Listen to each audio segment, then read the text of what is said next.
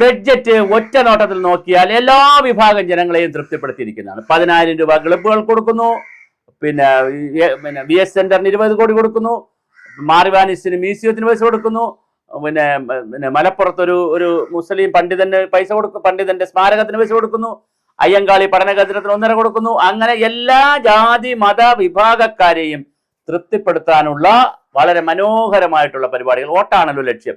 അതുപോലെ തന്നെ എല്ലാ വിഭാഗം മറ്റ് ജനങ്ങൾ വിദ്യാർത്ഥികൾക്ക് പെൻഷൻ, പിന്നെ എന്താ വയ്ക്കും, ഇൻഷുറൻസ് വയ്ക്കുന്നു, മെഡിക്ലെയിം വയ്ക്കുന്നു, ആക്സിഡന്റ് പറ്റിയാൽ 5 ദിവസത്തിനകം 5 ദിവസം വരെ ചികിത്സ ഫ്രീ വയ്ക്കുന്നു, കോളേജ് വിദ്യാർത്ഥികൾക്ക് free tuition free, college fees ഒഴിവാക്കി കൊടുക്കുന്നു. നാമമാത്രമായ തുകയാണ്, എന്നാൽ അത് ഒഴിവാക്കി കൊടുക്കുന്നു.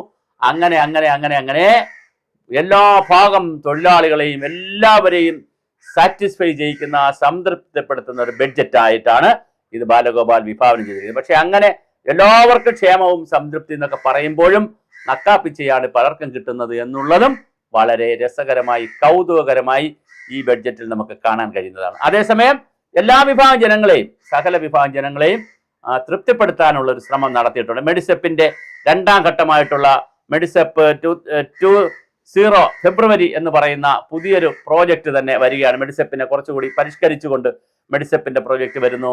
അതുപോലെ തന്നെ DAയുടെ കാര്യം കൊടുക്കുമെന്ന് പറയുന്നു. അഷ്യോർഡ് പെൻഷനാണ് ഇനി കൊടുക്കാൻ പോകുന്നതെന്ന് പറയുന്നു. അങ്ങനെ പല തരത്തിലുള്ളത്. അപ്പോഴും VD സതീശൻ ചോദിക്കുന്ന ഒരു ചോദ്യം ഇവിടെ കിടപ്പുണ്ട്, ഖജനാവിൽ ഇതിനുള്ള പണമുണ്ടോ? മാത്രമല്ല ഇതെല്ലാം നടപ്പിലാക്കിയില്ലെങ്കിലും കുഴപ്പമില്ല, ഒരു 15-20 ദിവസം കൂടി ഒന്ന് പിടിച്ചു പോകാൻ കഴിഞ്ഞാൽ നേരെ തെരഞ്ഞെടുപ്പ് വരും. ഒരു ഫെബ്രുവരി 20 തെരഞ്ഞെടുപ്പ് കമ്മീഷൻ തെരഞ്ഞെടുപ്പ് പ്രഖ്യാപിക്കും. പിന്നെ ഈ പറഞ്ഞതൊന്നും ചെയ്യണമെന്നില്ല, ഞങ്ങൾ പറഞ്ഞല്ലോ, ഞങ്ങളെ വീണ്ടും അധികാരത്തിൽ വരുത്തിയാൽ ഞങ്ങൾ ഇതൊക്കെ തരാം എന്ന് പറയുന്ന ഒരു സ്വപ്നസുന്ദര പരിപാടിയാണ് കാഴ്ചവെച്ചിരിക്കുന്നത്. അല്ലാതെ കൃത്യമായി ഇതൊക്കെ കൊടുക്കാനായിരുന്നെങ്കിൽ വളരെ നേരത്തെ കൊടുക്കണം, അല്ലെങ്കിൽ കുറുക്കു വഴികൾ കണ്ടുപിടിക്കണമായിരുന്നു.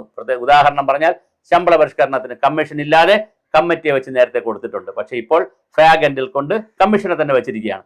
ഇതൊക്കെ എങ്ങനെയാണ് ശരിയായി വരിക? അപ്പോൾ തീർച്ചയായിട്ടും വളരെ കൃത്യമായിട്ടുള്ള ഒരു പകിടകളിയാണ് ബഡ്ജറ്റിലൂടെ ചെയ്തിരിക്കുന്നത്. എന്നാൽ ഒറ്റനോട്ടത്തിൽ നോക്കുമ്പോൾ എല്ലാവർക്കും പണം, ടൂറിസത്തിന് പണം വെച്ചിട്ടുണ്ട്, തുരങ്കപാതയ്ക്ക് പണം വെച്ചിട്ടുണ്ട്, പിന്നെ വ്യവസായത്തിന് പണം വെച്ചിട്ടുണ്ട്, എല്ലാറ്റിനും പണം വെച്ചിട്ടുണ്ട്. ഒന്നിനും ആരൊക്കെ എന്തൊക്കെ ചോദിച്ചിട്ടുണ്ടോ, ആരെല്ലാം സമീപിച്ചിട്ടുണ്ടോ, ഒരു പേപ്പറുമായി സെക്രട്ടേറിയറ്റിൽ പോയോ, അത് ജാതിമത സംഘടനകളുടെ പേപ്പറാണെങ്കിൽ അപ്പം കൊടുക്കും, വേറെ കാര്യമൊന്നുമില്ല, ഉടൻ തന്നെ കൊടുക്കുന്ന രീതിയിൽ വലിയ എല്ലാവർക്കും പണം കൊടുക്കുന്ന, ചെറിയ 5 കോടി രൂപ മുതൽ 50 ലക്ഷം മുതൽ എല്ലാവർക്കും കുറേശ്ശെ പൈസ കൊടുക്കുന്ന ഒരു ബഡ്ജറ്റ് ആയിട്ടാണ്. പിന്നെ ആട്ടോ തൊഴിലാളികളുടെ കാര്യത്തിൽ ഓട്ടോറിക്ഷ, ഈ പഴയ ഓട്ടോറിക്ഷ മാറ്റി പുതിയ ഓട്ടോറിക്ഷ മാറ്റിയ 40,000 വരെ ലോൺ കിട്ടുന്ന ഒരു പരിപാടി, അതുപോലെ തന്നെ ഹരിത സൗഹൃദ ഓട്ടോകളുടെ പരിപാടികൾ, ഓട്ടോ സ്റ്റാൻഡുകൾ സ്മാർട്ട് ഓട്ടോ സ്റ്റാൻഡുകളാക്കുന്ന, അങ്ങനെ വളരെ മനോഹരമാണ്. ഇത് കേട്ട് കഴിഞ്ഞാൽ ഒരു സോഷ്യലിസ്റ്റ് കൺട്രിയൊക്കെ വരുമെന്ന് തോന്നുന്നു, നമുക്ക് സോഷ്യലിസ്റ്റ് രാജ്യമൊക്കെ ഉണ്ടാവും തോന്നുന്നു. പക്ഷേ കാര്യത്തോടടുക്കുമ്പോഴാണ് ഇതിൻ്റെ കള്ളക്കളികൾ ഒന്നൊന്നായി പുറത്തു വരുന്നത്.